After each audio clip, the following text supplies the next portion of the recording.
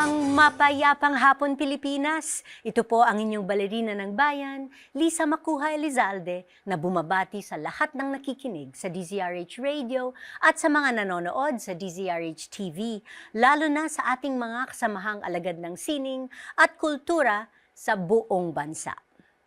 In celebration of International Dance Day this April 29, we shine the spotlight not only on the dancers who grace the stage, but also on the dedicated mentors who work tirelessly behind the scenes. Sila ang mga guro, coaches, directors at tagapagtatag ng mga dance academies na nagsisilbing tahanan ng disiplina at sining para sa kabataang mananayaw. They are the first teachers who nurture raw talent, instill values, and build the future of dance, one plie at a time. Sa hapong ito, we honor their quiet yet powerful role in shaping generations of dancers. And we meet one such artist whose journey began as a student and blossomed into a life of teaching, leading, and building a ballet community from the ground up. Kaya't huwag kayong aalis sa hapong ito. Samahan ninyo kami sa kalahating oras ng masayang kwentuhan kasama ang founder at director ng Ballet Baguio na si Jacqueline Go Ramon. Dito lamang sa Art to Art. Magbabalik po kami pagkatapos ng ilang paalala. Programang hatid ay sining at kulturang para sa lahat. Magbabalik ang Art to Art. Tinesting, sinuri, siniyasan. Ang resulta? Super effective ang Shield sa pagpatay ng bakterya at virus. Shield Antibacterial Soap. Believe ang mga eksperto sa Philippine Nurses Association. At si Mami. Tiwala ako sa Shield. Shield Antibacterial Soap. Napatunayang mabisa. Ang mga nurse, tiwala. Hello, Washi! Laundry day na naman! Yay! Anong meron? Mancha ng chocolate, putik, may libag pa. Kaya natin yan! With Pride Washing Machine Detergent, may triple stain-away formula. Tanggal ang makapit, madikit, at madupit na dumit mancha. Kaya easy-easy ang labada. Mula noon hanggang ngayon. All you need is pride. All you need is pride. ACS. Usapang sining at kultura para sa lahat. Art to Art. Nandito pa rin tayo sa Art to Art at kasama natin sa hapong ito para sa ating espesyal na International Dance Day episode, ang founder at director ng Ballet Baguio na si Jacqueline Go Ramon. Magandang hapon sa iyo, Jackie. Magandang hapon, Miss Lisa. I am so excited to be here. It's like I want to say, look, Ma and Dad, I made it. Welcome of course to Art to Art. Is it your first time sa aming program? Okay, and happy International Dance Day sa ating dalawa. Yes po, happy International Dance Day. I'm so happy and so proud of Ballet Manila with all your achievements, and talagang you really deserve to be in the spotlight of International Mutual Dance Admiration Day. Club ito. But before we continue, happy International Dance Day sa lahat ng mga mananayaw, sa lahat ng mga guro, and the entire ballet community and dance community. Happy International Dance Day sa ating lahat. Yay. Alright, Jackie, let's go back to the very beginning. Okay. So, paano nagsimula ang iyong love for ballet? And was there a moment when you realized na ito talaga ang buhay mo? So, I started ballet at the age of 4. And back then, I hated it. I hated it so much because my teacher Cello, who was very strict, which I'm very thankful for, gusto niya maayos yung hair naming lahat. So, lahat naka-gel. And I hated the feeling of putting gel on my head. My mom would put gel on my head. So, yun pa lang, ayoko na siyang gawin. But I only attended because my best friend, who was my kapitbahay, also attended ballet with me. And then at one point, she moved to a different place. So, she stopped attending ballet. That's when I didn't find joy anymore in going to ballet class. So, I stopped ballet for a year. And then after that, Teacher Cello, she wrote, I think, all her previous students, na she was inviting everyone to come back.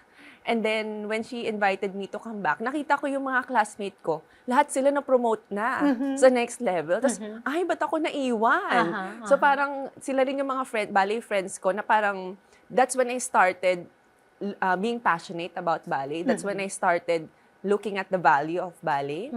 And then, that's when I started loving ballet. So, I worked double time. I worked hard para maabot din sila. But then, eventually, Teacher Cello had to close her school and we were all transferred to Ballet Manila. Okay, Teacher Cello of Cello Borromeo Jimena of Acts Manila right now. I see. Okay. So, Ballet Manila under Teacher Osias Barroso, Shaz? Teacher Shaz? Or sino yung naging teachers mo sa Ballet Manila? My first teachers po were Teacher Pam and Teacher Jeff. Pamela is Who are now Esper. with Academy 1 and Steps Dance Studio. And that's where because the training of Teacher Cello naman is different from, syempre, Baganova na sa Ballet Manila. So sabi ko nga, when I started ballet with Teacher Cello, I learned to be passionate, I learned to be disciplined, I learned yung mga core values of a dancer. But when I moved to Ballet Manila, that's when my eyes were opened to the real world of professional dancing. Because before we took class, there would be company classes before us. And you would already see, and it was at this time na wala pang YouTube, no? Wala pang YouTube, wala pang Facebook. So, the only way for you to see or read about dancers or watch dancers is through very few times lang sa TV. Pag lumabas yung commercial nyo sa Whisper. And then, also when Teacher Cello had a subscription for Dance Magazine. So, every year every month we would see an issue of Dance Magazine. And that's it. So there's no other way for you to know about other dancers. But when you're in Ballet Manila, dun mo na makikita, wow, ito pala ang professional ballet dancing. So, iba talaga yung exposure kapag ang school na pinapasukan mo, meron talagang ballet company. Yes. Na you can aspire Yes, to po. be a part of. So, looking back, how did these years in Ballet Manila shape you, of course, as a dancer first, and then eventually the teacher that you would become? So, back then naman, I already knew na I had limitations as a dancer. And kasama pa niyan yung pag-move namin to Baguio City because I only studied at Ballet Manila for 2 years. So, napakaikling time lang. So, at that time, parang medyo natanggap ko na I won't become a professional ballet dancer. But I also saw, kasi nga Ballet Manila also had different productions. So, dun ko rin nakita na ang dami palang pwedeng maging career outside of being just a dancer. And then you can also become a teacher, you can also become a choreographer. You can be a director. Yes, Yun po. exactly. Okay. So, of course, moving to Baguio was a big turning point in your life. So, napakalaking decision siya to put up your own school at that young age. How old were you when Ballet Baguio, when you founded the school? I was, I think, 16. 16? Wow! And in a new city pa? Yes. Okay. So what gave you the courage to start Ballet Baguio as a teenager? So when I was there in Baguio, coming from, syempre, nag-train ka na sa Ballet Manila. And then you were, kumbaga at that time kasi Baguio was considered parang a province pa rin. It's a city, pero medyo provincial pa siya nun. It's not as progressive as it is now. So, parang nakita ko yung difference ng training ng Manila sa training sa Baguio. Tapos, I just also saw that there were also a lot of dancers, talented dancers there without proper ballet training. So, I wanted to bring that quality, Ballet Manila quality of training to Baguio City.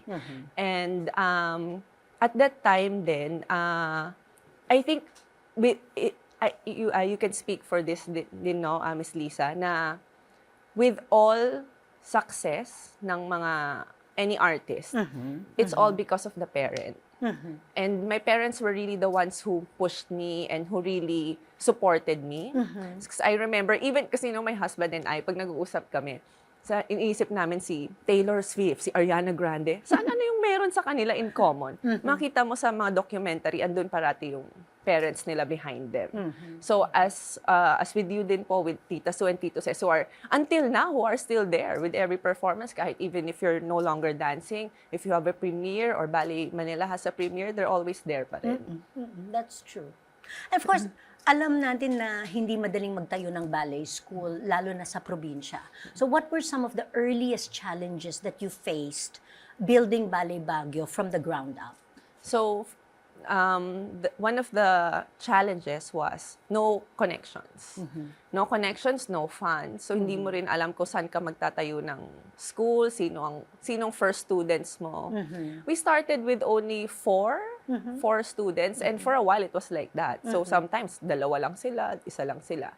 That was the major challenge talaga for us. Pero eventually siguro if you're really dedicated, and if you are really being honest and you are being professional, dadami at dadami din naman yung mga students. So what made you persevere? My love for ballet. No, pero at that time, syempre pag nagsisimula ka, ano ka pa? Unang-una, depressed because you're from Manila and then you're in Baguio and then you're depressed kasi nawala yung one thing that you love. So you're trying to start again. My only goal was to finish, because I was in second year high school. I was starting third year, going to fourth year. My goal was to finish high school in Baguio and then come back to Manila and then pursue a professional ballet career or teaching career. Pero when I had more and more students na kasi, parang inisip mo, iiwan mo sila. Diba? So parang, it's no longer about you. It's now about the dreams of the students. Okay. So how did you continuously hone your skills as a teacher and ballet school director? Not just as an artist, but also as a business owner? I studied college. I took a course called BA Communication. That's it's major in speech and minor in broadcast. And so it's still an arts course, right? So parang wala pa rin siyang business background. So I think I really learned the hard way. So you also, kasi tayo nga as artists, di ba, dapat parang hindi na natin, ang dami nating iniisip artistically to create pieces, to teach. Tapos iisipin mo pa yung all those business matters. So eventually we had to hire na lang din professionals to do the tax and do the permits and everything. And to really make sure na we're really paying on time, we're doing our obligations for the city, for the country. Marami talagang birthing pains. Oo. True. Ang any startup from the ground up. Marami pa po tayong pag-uusapan kasama ang founder at director ng Ballet Baguio na si Jacqueline Go Ramon. Dito pa rin sa Art to Art. Magbabalik po kami pagkatapos na ilang paalala. Programang hatid ay sining at kulturang para sa lahat. Magbabalik ang Art to Art. Schedule ng mga inaabangang konsyerto. Update sa mga magagandang panoorin sa mga tanghalan at teatro. Narito na ang Art to Art Calendar. Narito ang ating arts calendar. Sa sining biswal at pananamit, makikita ang exhibit na pinamagatang Filipiniana at Obra sa National Museum of Fine Arts, Manila hanggang May 4. Tampok ang mga capsule collections ng mga nanalo at ng mga mentors at finalists sa nakaraang Ternocon 2025. Ang Ternocon ay isang biennial terno making workshop at competition na naglalayong buhayin at panatiliin ang Philippine National Dress o terno. Isinasagawa ito ng Cultural Center of the Philippines kasama ang Bench at Suyen Corporation. Sa teatro, inihahandog ng Barefoot Theater Collaborative ang unang produksyon nito sa taong ito. Ang We Aren't Kids Anymore, isa itong coming-of-age musical ni Drew Gasparini na mapapanood mula May 2 hanggang 25 tuwing weekend sa Power Max Center Spotlight, Black Box Theater and Circuit Makati. Tampok sina Gab Pangilinan, Maron Cruz, Gio Gahol, Luigi Casada and Mike Salomon sa direksyon ni Ramza Zamora at musical direction ni Mike Salomon at Farley Asuncion. Sa sining biswal, itinatanghal ang solo exhibit ng Filipino visual artist na si Trek Valdizno na pinamagatang Convoluted Universe sa Galeria 2000 hanggang May 3. Tampok ang 13 acrylic on canvas paintings na nagpapakita ng istilong abstraction. Tinatalakay ni Valdizno ang mga temang truth, illusion at perception sa panahon ng misinformation at distortion. Ang Galeria 2000 ay matatagpuan sa 210 Loring Street, Pasay City. Bukas ito Martes hanggang Sabado, alas 10 ng umaga hanggang alas 5 ng hapon.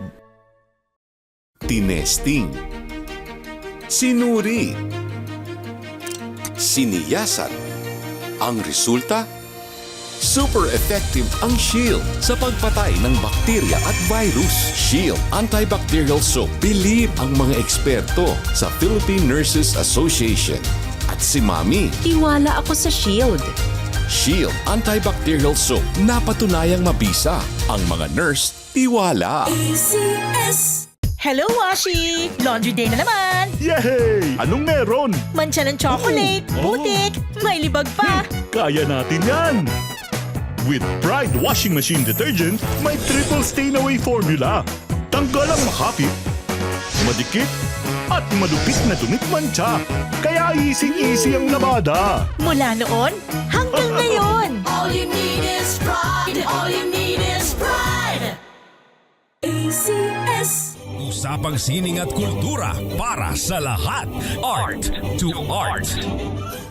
Andito pa rin tayo sa Art to Art at kasama pa rin natin sa ating International Dance Day episode ang founder at director ng Ballet Baguio na si Jacqueline Go Ramon. Jackie, well, bago ang lahat, thank you, King George. Bueno. Yes, King George Bueno for our outfits. beautiful outfits that are Baguio Cordillera inspired. Yes. Okay, Ballet Baguio is 22 years old, so that's really impressive. And I think this is partly because hindi lamang ballet school ang Ballet Baguio. It's really become a cultural force in the city, from Panangbenga to your Nutcracker with the PMA cadets to outreach with Helping Hands. How do you approach these kinds of creative and community collaborations? I'm glad that we received these offers and these projects at the time when Ballet Baguio is already stable. Kasi siguro kung nangyari to before, when we were just starting, medyo hesitant pa ako. At saka kasi baka hindi ko siya magawa ng maayos or baka kasi nga usually these are collaborations, no? We may not have the budget. Pero at the time na kumbaga established na kami, it was at this time when I started experimenting and accepting these kinds of projects para to broaden our reach. Yeah. At the same time, as also inspired by Ballet Manila. No, na parang, syempre tayo dancers, gusto natin yung routine lang kung ano lang yung nakasanayan natin. Pero with these kinds of projects, like with Helping Hands, we were able to teach orphans. Some of them nga naampon na sila sa abroad, nasa Italy na, nasa US na. But for them to be able to experience classical ballet, it's really something na I'm sure that will touch their hearts. And when they perform, then they usually perform at their benefit concert. They have a benefit concert this May 3 also at in Baguio City. So yung mga ganong klaseng mga events, yun yung mga events na gustong-gusto talaga rin namin gawin. Yes. I remember the event na yung nag-join forces ang Ballet Manila with presenting a ballet concert, no, the gala. Yes, Silver Gala. Yes, Silver. And then, of course, our joint performance of Cinderella. Yes. Last year. Yes, last Parang year. ang bilis ng panahon din, ano? Okay. True. So, over the years, obviously, you've maintained ties with Ballet Manila. Not just as your training ground, but also as a partner in putting up these shows and dance workshops. So how has that ongoing relationship influenced your teaching and your students? I think Ballet Manila has played a big role in what Ballet Baguio is right now. Kasi iba rin kasi talaga kung nakakulong ka lang sa isang lugar na yun lang, hanggang doon lang yung knowledge mo. But when you reach out to other places, you get inspired din. And then, ayun nga, we want to bring quality productions to Baguio City. Kaya nung nakita ko yung Cinderella, sabi ko, alam mo, kaya itong gawin ng students namin. So, yun, we really made it happen last year, which I'm very thankful for. At natupad ang aking dream. And I'm so happy it's been going to different places as well. Like, I know Yes. it went to Taiwan. Was it Taiwan last year? And yes. this year, it's going to... This year, Kuala Lumpur and Jakarta. Oh, di ba? International guest International. choreographer. Naks. Okay. Pero marami ding humahanga sa galing mo in promoting the arts. I mean, ang lakas ng presence ninyo sa Baguio events. And so, what's your approach to marketing and building networks as an arts educator? Well, we are inspired by Ballet Manila's legacy of bringing people to the ballet and ballet to the people. So pag may mga ganitong event, kasi Baguio City is a creative city. So everywhere you look, there's always arts there sa visuals or sa bigla na lang may sumasayaw dito, may kumakanta dito. So we also wanted to, since we are from Baguio, we wanted to be in the same kumbaga, we also wanted to promote arts in the same way.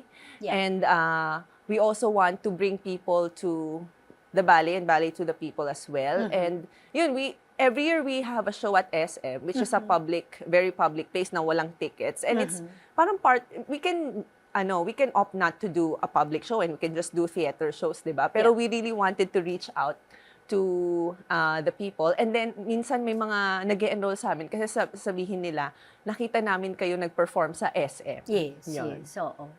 Well, exposure Yes, really well, is the key, exposure. no? Okay. So, despite your early achievements, napakasipag mo ding mag-aral. Well, how did your business and leadership studies during the pandemic help you improve your management of Ballet Baguio? In a way, I'm very thankful for the pandemic because it gave me time to reflect about my school. Kasi dati, magtuturo ka, gagawa ka ng show, that's it. And then, magtuturo ka, gawa ng show, and that's it. So, when I started taking online classes about, usually, most of it are about leadership. That's when I started to understand. Kasi nga wala akong business background educationally. So, dun ko na-realize na you need to manage people, you need to inspire people, you need to motivate people, you need to learn how to handle people, set boundaries, at the same time, give them room to be able to succeed din. So, yun yung, I think, yung pandemic really gave me time para makita yung importance nito and to apply it to my school. Okay. And what's the most important lesson or advice you've learned from a mentor that guides you till this day? I always say this kasi sa interviews baka napaka-redundant na, pero parang what is your most important lesson in life? I think, and this happened again during the pandemic, and this happened before my dad had a stroke. So kasi ngayon hindi na siya nakakapagsalita. But I remember that we were in his house during this pandemic. Parang normal weekend visit. And then sabi niya sa akin, kasi we were already teaching Zoom classes at that time. Tapos I know, you know that, na pagod na tayong lahat. Di na natin alam kung anong gagawin natin. We're unsure of what's gonna happen. And he said, you know, success is composed of two variables: hard work and timing. And kailangan mo both to work at the same time. So, hindi ka pwedeng nag-hard work pero wala pa yung timing, or andyan na yung timing mo but you didn't work hard. So, sayang yung opportunity. So, what you do right now is you work hard so that when the timing comes, you're ready. So, I think that's one of the most valuable lessons. And siguro kaya rin ako naging workaholic. Okay. And of course, after yun nga, something like the pandemic, you hit the ground running and talagang tuloy-tuloy na after. I found that was the same case with Ballet Manila. Yes. Na yung pandemic parang blessing na rin na we were able to establish these Zoom classes na it reached hanggang Portugal, hanggang the USA, may naglo-log on from Taiwan, from Indonesia, from Malaysia. And then after that, when everything started to open again, parang, may mga international branches na rin, ano? Yes. Oo. I mean, including Ballet Baguio, Yes. of course. At one point, we were teaching a lot of Ballet Baguio students as well. Yes. No? Oo. And I think kasi ang dami nag-close eh. A lot of dance companies closed. So after the pandemic, since you really maintained yung classes, yung performances, kahit na kung saan-saan, di ba? Nag-video-video po tayo. So parang after nung pandemic, biglang lahat sila dun na parang nagsidagsaan yung mga enrollment namin. Our students reach up to 200 when we usually had only 100 students. Kasi siguro everybody wanted their kids na out of the house na and out of the the iPad and everything. So, yun, I think that's what also, parang nakita mo na talagang si Ballet Manila, nagtyaga lang siya, nagpursige lang siya. And then after pandemic, lahat, you are there. You are there. You are here right now, there. Wait, what are you most proud of among all your many achievements with Ballet Baguio? What are you most proud of? I believe that I am most proud of not being afraid of falling down again. Kasi pag naranasan mo na, di ba, if you build a company or a school from the ground up, tas bumaksak ka, hindi ka na natatakot eh. Na kahit bumaksak ako ulit or magka-pandemic ulit, kayang-kaya ko siyang i-rebuild again. Okay, and looking ahead, Jackie, what are your dreams and plans for Ballet Baguio? Any exciting projects, goals that you'd like to share with us today? I really want a ballet company. Ganon. Paano kaya, Lord? Sir Fred. Charot. I really want a ballet company. That's something that I've always wanted. Kasi nga, ang trend namin sa Baguio ngayon is they study, they finish college, then they leave. So, parang ang dami lang, I mean, not just in Baguio, no? I think it's around the Philippines. Yes, so sayang yung potential, yung talent, kasi gagaling ng mga Pilipino. And then, yun ang siguro nasa top priority ko, to organize the school and then create a company. Ballet company. A ballet company. And then, for Exciting. No, sana before 25th anniversary. And then, we also have a show on May 11. That is supposed to be our International Dance Day show, pero medyo na-delay siya. It's called Timeless. It's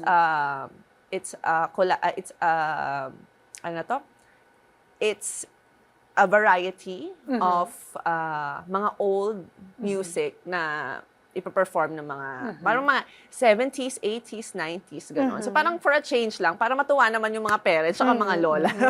May 11 Mother's Day. Yes, May 11, on the same day as Mother's Day. Yes, okay. Alright, maraming salamat sa pagdalo mo sa aming programa, Thank Jackie. you so much, All the way Miss from Lisa. Baguio City. Congratulations on the continued success of Ballet Baguio. At alam mo naman, narito kami palagi in Ballet Manila to support you. Thank you so much. And Thank of course, you so at much ang Art to Art. Your partner in crime, okay? In all your worthy endeavors. So congratulations again sa Ballet Baguio and more power to you. Thank you so much, Miss Lisa, and congratulations to Ballet Manila. And thank you so much, Art to Art, for having me. And happy International Dance Day. Happy International Dance Day.